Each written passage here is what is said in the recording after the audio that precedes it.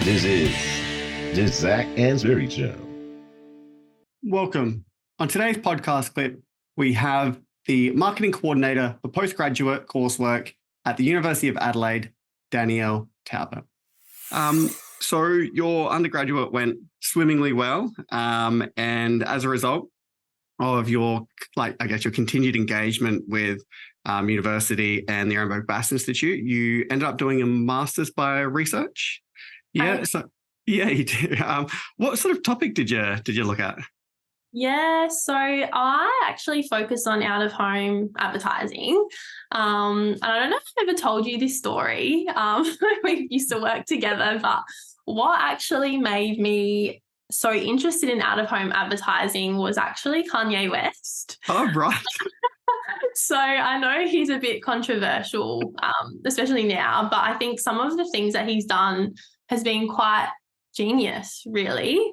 I think that his brand Yeezy, I guess it kind of went against the norms of what was sort of being done back in, I think it was like 2017, 2018. So I think he dropped his season 3 of Yeezy. He'd have all his seasons, the collections. He dropped that at a listening party that he had in Times Square for The Life of Pablo, like his new album. And then for season 6, his campaign around that is what really inspired my love for out-of-home advertising. So he had his wife at the time, Kim Kardashian West, upload fake paparazzi shots of her in his collection. It was unveiled at New York Fashion Week in 2018, and then that sort of began to dominate all of our feeds, because then we had some micro-influencers like Jordan Woods and, different influencers replicate those images that Kim had posted. So they were like clones, essentially. And then all of those screenshots on Instagram were actually then put up around Times Square. It took over train stations, subway stations and everything. It was basically just everywhere in New York was all Yeezy season 6. And I thought that was just such an interesting campaign, a genius campaign that just went viral, and it just took the digital world back into the real world, and then it just went viral. So it went, it drove the digital world just into a craze, and it just made Instagram basically the brand's lookbook, essentially. And I just thought it was so interesting. Like, it was just people doing these influencers were getting Starbucks and buying McDonald's. And I think just in the minds of all of these people on Instagram and social media, seeing these influencers just doing everyday normal things that they do, like buying Starbucks within Yeezy's, like wearing Yeezy's clothes and their collection. Like, I just thought that was such an interesting campaign. And I ended up writing about that for my final assignment in promotional communication. So that was one of my final year courses at uni. And that was all about advertising, publicity, and marketing. And I was just so fascinated by that campaign and how it used out of home as a very different kind of platform to build that awareness and go viral both in the real world and the digital world. So long story short, that led me to really have an interest in out of home and just why do brands use that platform. Cool. So, yeah. That's a great story. Who was your supervisors for that one? So that was Byron Shah. So I was really fortunate to have him, Kathy Nguyen, Steve Bellman and Margaret Faulkner. So all amazing academics and amazing marketers in their kind of specialization. So I was super fortunate to have all of them. Yeah, absolutely. We've just gotten Kathy back from maternity leave, which is lovely to have. It felt like, it was about a year, I think, but it felt forever because she just does so much and has such a great presence on campus. So it's very nice to have her back. You should have been, you hear nothing but good things about all of them actually as supervisors, which is kind of nice. You get a bit of a great team there. Yes. Yeah, it was great. And I think, having Kathy and Margaret and their sort of branding expertise, and obviously Byron and everything that he's an expert in. And then, of course, Steve with his media and even his analytical kind of skill set. It was a great team to have behind me in doing that.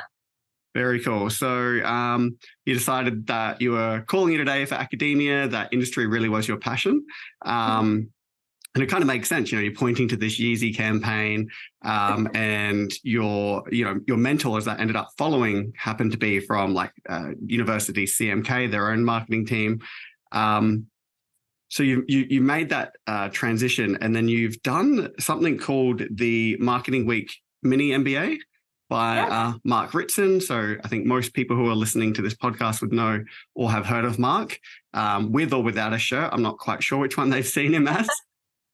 Swearing or not swearing is also another one that he may or may not have been doing.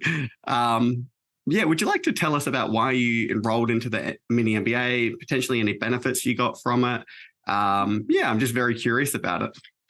Yeah, I absolutely loved that program. I can definitely recommend it to anyone within the marketing field. I think a lot of maybe more senior marketers quite often do that program as a bit of a refresher as well, and just to advance their sort of theoretical knowledge and really taking them back to basics in a way.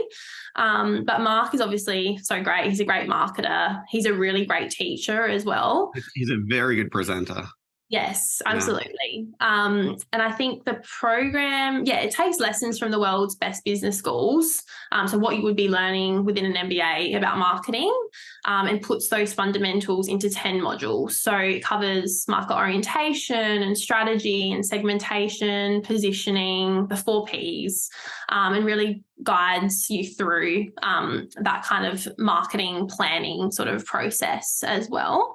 So I think what it really instilled was the importance of a diagnosis, forming your strategy, and then worrying about your tactics after that, which I think is so important for people in marketing, to making sure that they actually understand their audience, forgetting what forgetting that, sometimes we as marketers are just so in the weeds of what we're doing day to day. And sometimes we forget, just because we care about our brand doesn't mean that our audiences do. Everyone else is just going about their lives. They're worrying about their friends. They're worried about their families. They're worried about their jobs. They're not worried about our brand. So I think just, having an understanding of your audience and then worrying about those different levers that you have to pull to achieve your objectives. That's kind of what the program really kind of wanted to focus on. And I think that's so important for whatever level you're at in marketing. If you're in industry, it's super important. Yeah. So does Mark kind of run the program? You said 10 modules. Are they sort of self-directed, or are they run as a 10-week schedule and you go week by week? Or how does he kind of run his program? Yeah, so it's on demand. So he goes through each week, a new module over the 10 weeks.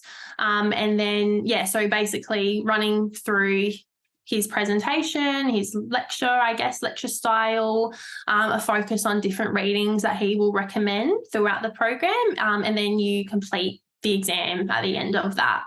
It's a great experience. And I think it was great to be able to, do that exam. You can talk to different people that's doing the program as well. So you get to network, you get to kind of draw on experiences of other people, you get to engage with Mark himself. Just a super great experience. Yeah, perfect. So in terms of building a cohort there, so do you enroll in, I guess, a university structure where they have study periods, or can you start and finish kind of whenever you want? Or is there a certain date for an exam? I'm not sure how it kind of works. Yeah, so they have, certain intake periods, similar. It's not really aligned to the normal university intake periods, of course, but there's different key intake periods that you can enroll in. And then you can, just go from there. You complete the exam and the modules, and then you get a certificate at the end, and that does sort of contribute to your ongoing professional development as well.